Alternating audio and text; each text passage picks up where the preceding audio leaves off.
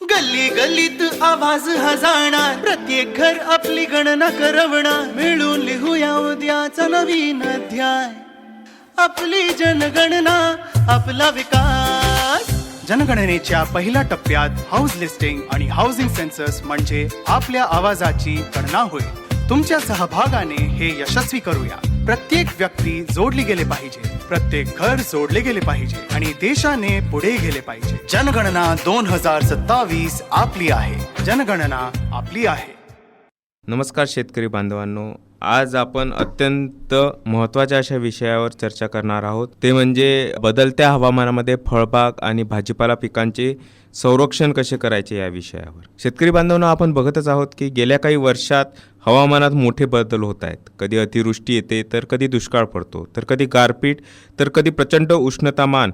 या सगळ्यांना आपल्या फळबागांवर किंवा भाजीपाला पिकांवर थेट परिणाम होत आहे. म्हणूनच आजचा जो आपला विषय आहे की बदलत्या हवामानात फळबाग आणि भाजीपाला पिकांचे संरक्षण कसे करायचे याविषयी आपण थोडक्यात काही माहिती बघणार आहोत. तर शेतकरी बंधूंनो, आपण जे पाहत आहे की हवामानात जो काही बदल होत आहे, तर त्याचा आपल्या फळबागांवर किंवा भाजीपाला पिकांवर डायरेक्टली किंवा इनडायरेक्टली त्याचा प्रादुर्भाव होतच आहेत किंवा त्याचा इफेक्ट आपल्या फळबागांवर होतच आहे. जसं की फुलगळ होणे किंवा फळगळ होणे, त्याचप्रमाणे उत्पादनामध्ये घट, कीड व रोगांचा प्रादुर्भाव वाढणे किंवा झाडांची वाढ मंदावणे, अशा वेगवेगळ्या गोष्टींचा जो प्रभाव आहे तो आपल्या फळबागेंवर होतच आहे. तर त्यासाठी आपल्याला काही उपाययोजना करायच्या आहेत. जसे की आपल्याला पाणी व्यवस्थापन व्यवस्थित करायचं आहे, कारण की पाणी व्यवस्थापन हे सगळ्यात महत्त्वाचा घटक आहे. त्यासाठी आपल्याला जेवढं होऊ शकत असेल तेवढं आपल्याला पाण्याची बचत करायची आहे.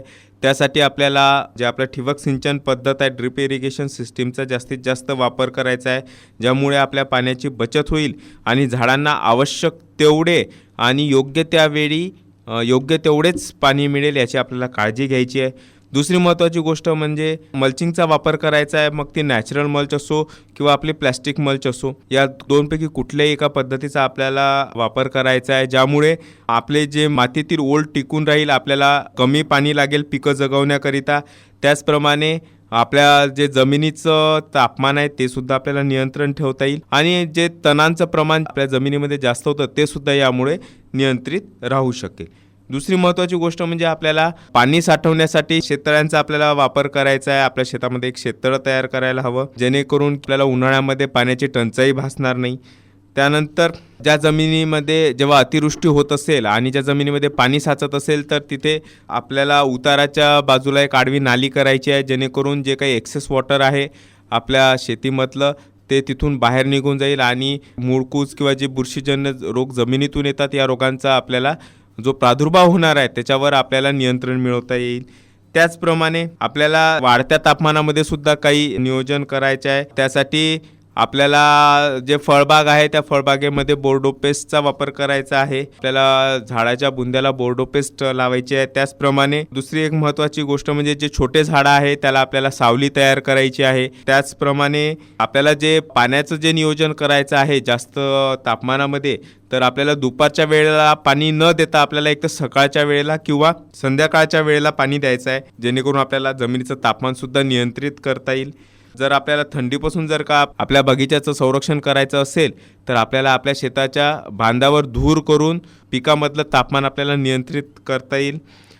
त्याचप्रमाणे सकाळच्या वेळेला हलकंसं असं पाणी देऊन सुद्धा आपण आपल्या जमिनीचं तापमान नियंत्रित करू शकतो. त्याचप्रमाणे दुसरी महत्त्वाची गोष्ट, जर का आपल्याला गारपीट आणि जोराच्या वाऱ्यापासून जर का बगीच्याचे संरक्षण करायचे असेल, तर त्यासाठी आपल्याला वारा अडवण्यासाठी शेताभोवती विंडब्रेक्स म्हणून आपल्याला काही झाडांची लागवड करता येईल. जसे की आपले शेवगा झालं, सुबाबूळ झालं, शेवरी झालं, अशा पिकांची आपण विंडब्रेक्स म्हणून सुद्धा शेताच्या बांधावर लावू शकतो आणि त्यापासून उत्पादनसुद्धा आपण घेऊ शकतो, जेणेकरून गरम हवा किंवा अति थंड हवा आपल्या बगीच्यात येणार नाही आणि आपल्या झाडांचं नुकसान करणार नाही.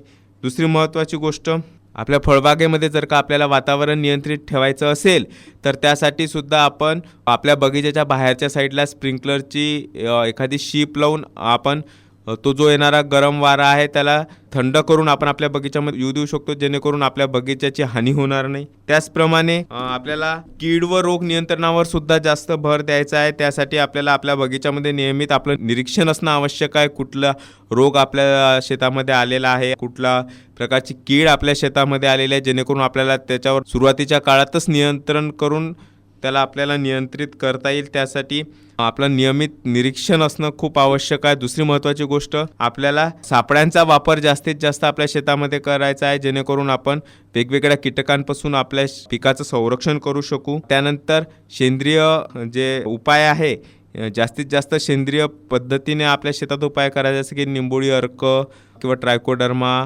या गोष्टींचा आपल्याला शेतामध्ये वापर करायचा आहे. त्यानंतर दुसरी महत्त्वाची गोष्ट म्हणजे आपल्याला योग्य वाणांची निवड करायची आहे. जे आपल्या स्थानिक हवामानाला अनुरूप असे वाण आहेत, त्याच वाणांची आपल्याला लागवड करायची आहे.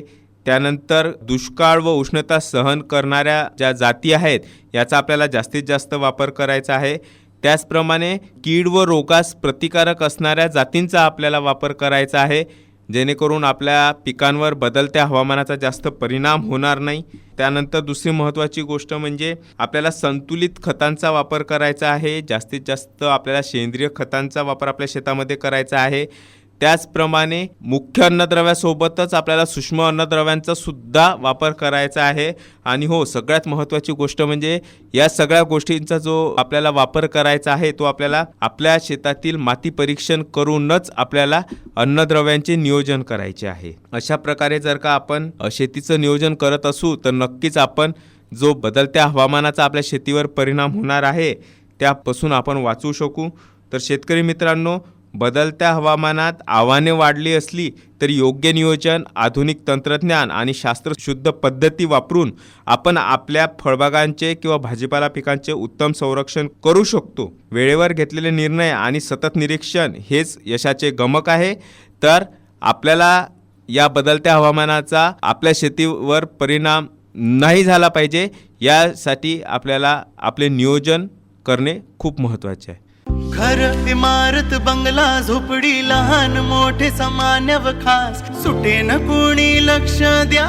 आपली जनगणना आपला विकास, आपली जनगणना आपला विकास. जनगणनेच्या पहिल्या टप्प्यात हाऊस लिस्टिंग आणि हाऊसिंग सेन्सस म्हणजे आपल्या आवाजाची गणना होईल. तुमच्या सहभागाने हे यशस्वी करूया. प्रत्येक व्यक्ती जोडली गेले पाहिजे, प्रत्येक घर जोडले गेले पाहिजे आणि देशाने पुढे गेले पाहिजे. जनगणना 2027 आपली आहे. जनगणना आपली आहे.